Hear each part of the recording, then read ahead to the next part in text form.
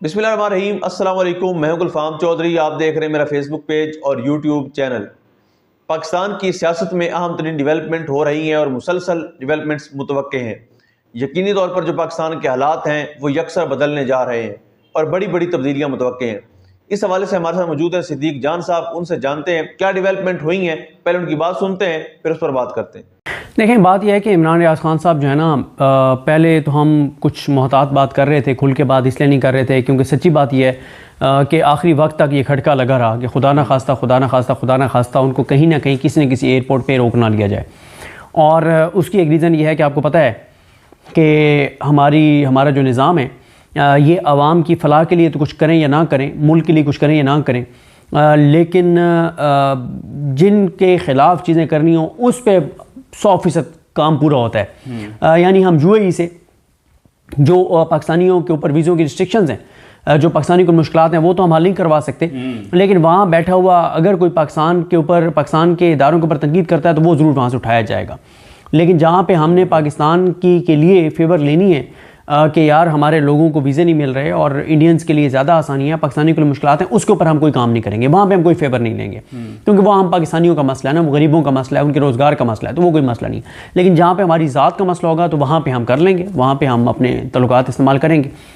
तो इमरान भाई कहाँ पे थे वो पता था कि कहाँ पे हैं, और फिर जब उनकी डिस्क्लोज़ हो गया उस जगह के बारे में, फिर वो वहाँ से निकले, फिर खैर वो वहाँ पे वापस आए। मैं आपको बताऊँ कि कई बार ना हिकमत के तहत हमें कुछ चीज़ें करनी पड़ती हैं। हमने इस हवाले से एक फ़ेक न्यूज़ दी थी और वो हिकमत के तहत दी थी। अच्छा। और वो फ़ेक न्यूज़ ये दी थी कि जब साबिर शाकिर साहब ने ये ट्वीट किया था कि इमरान रियाज खान जो हैं वो यूके पहुँच गए हैं, और जब मैंने ये ट्वीट किया था कि इमरान रियाज खान साहब यूके पहुँच गए हैं, जब राय साकिब खरल साहब ने ट्वीट किया था कि इमरान रियाज खान साहब यूके पहुँच गए हैं, अच्छा, तो उस वक्त वो यूके नहीं पहुँचे थे। अच्छा। वो हमने जानबूझ के खबर चलाई थी क्योंकि हमें ये तो अंदाज़ा हो गया है ना कि मतलब कितनी एक हमारी सलाहियतें हैं यहाँ पे ना, तो किस तरह से चीज़ें चल रही होती हैं। तो हमने ये जानबूझ के खबर चलाई थी कि इमरान रियाज खान जो हैं वो यूके पहुँच गए हैं, वो यूके नहीं पहुँचे थे, और वजह सिर्फ यही थी कि हम जो है वो चाहते थे कि तवज्जो हटे और ये तासुर मिले कि यार वो तो पहुँच गए यूके, हालांकि वो यूके पहुँचे नहीं थे, लेकिन आप वो यूके पहुँच गए। आपने देख भी लिया कि साबिर शाकिर साहब के साथ उनकी मुलाकात हुई और वो सारी चीज़ें। देखें,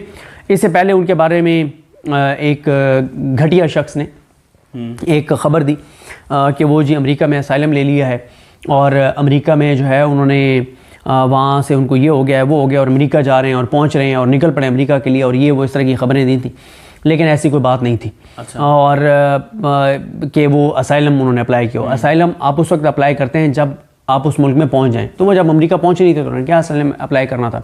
दूसरा यह है कि उनको 3-4 मुल्कों से उनकी बातचीत थी और 2 मुल्कों से उनको वीज़े मिल गए थे। अच्छा। हाँ, अमेरिका से भी मिले थे, लेकिन उनका इरादा नहीं था अमेरिका जाने का, और वो यूके गए। और 2 और मुल्क हैं जहाँ प्रोसेस कंप्लीट था और वहाँ के भी वीज़े शायद अब तक उनके भी आ गए हुए हैं, इमरान रियाज खान साहब और उनकी फैमिली के। बात यह है कि इमरान भाई ने ना तो कभी कोई कंप्रोमाइज़ किया। हाँ। उन्होंने उस वक्त कंप्रोमाइज़ नहीं किया जब वो 140 दिन से ज़्यादा जबरी तौर पे गुमशुदा रहे। जब उनको जबरी तौर पे गुमशुदा किया गया और एंड पे जब उनको छोड़ने लगे तो एंड में फिर उनको कहा गया कि हम आपको ये बात बता रहे हैं कि आपने ये चीज़ें करनी हैं। इमरान भाई उठे, ये उस वक्त की बात है जब जबरी गुमशुदगी के अंदर थे, जब उनको रिहा किया जा रहा था, जब उनको छोड़ा जा रहा था। इमरान भाई उठे, बाजू पकड़े उसके, कहते हैं उठो, मुझे दोबारा अंदर लेके जाओ। अच्छा। मुझे दोबारा बंद करो, मैं नहीं जा रहा। मतलब इस हद तक कि जो बंदा 140 दिन से ज़्यादा जबरी तौर पे गुमशुदा था और वो उस वक्त जब वो जाते हुए से कह रहे हैं कि ये नहीं करना, हो उठो, मुझे अंदर बंद करो, मैं नहीं जा रहा। ठीक है, ये मत समझो कि मैं तुम्हारे साथ कोई बात ना। उन्होंने वहाँ पे जबरी गुमशुदगी के दौरान अरशद शरीफ साहब के खिलाफ कोई वीडियो रिकॉर्ड करवाई, ना उनको कहा गया कि बुशरा बीबी के खिलाफ वीडियो रिकॉर्ड करवाई, ना उन्होंने वो करवाई, ना इमरान खान साहब के खिलाफ करवाई, ना दीगर कुछ लोगों के बारे में जो कहा जा रहा था वीडियोज़ रिकॉर्ड करवाई, नहीं करवाई, कोई बात नहीं की। तो फिर उसके बाद जब वो आए उन्होंने वही बात की जो वो पहले करते थे। फिर उन्होंने जो है वो इस पे आए जब वो अभी रूपोश रहे और जिन हालात में रहे, मैं तो जानता हूँ किन हालात में वो रहे, और मैं तो वो जगह देख के आया जहाँ पे वो रहे, जिस तरह से वो रहे और जो सूरत हाल थी। कई बार ऐसे हुआ कि मतलब मैं आपको एक और इंटरेस्टिंग बात बताता हूँ कि एक जगह पे वो थे तो बातचीत हुई, तो मैंने उनको फ़ोन किया, मैंने कहा इमरान भाई आप जहाँ पे हैं ना, آپ کے پاس اگلا 1 گھنٹہ ہے، آپ 1 گھنٹے کے اندر اندر نا یہاں سے نکلیں. اور اچھا مجھے نا عمران بھائی کا کیونکہ عادتوں کا بھی پتہ ہے، بہت ساری چیزوں کو بہت کیجول لیتے ہیں، اور اسی وجہ سے ان کی فیملی بہت کنسرنڈ رہتی ہے ان کے والے سے. اور کیونکہ میں وہ اس دن بھی میں نے کہا تھا، پھر وہی بات پوری ہوئی ہے نا کہ ہم عمران ریاض خان کا آئینی بینچ ہیں. ٹھیک ہے، ہمارے پاس کچھ سموٹ اختیارات ہیں اور کچھ چیزیں ہم ان سے منوا لیتے ہیں. میں نے انہیں کال کی، میں نے کہا جی آپ کے پاس 1-1.5 گھنٹہ ہے.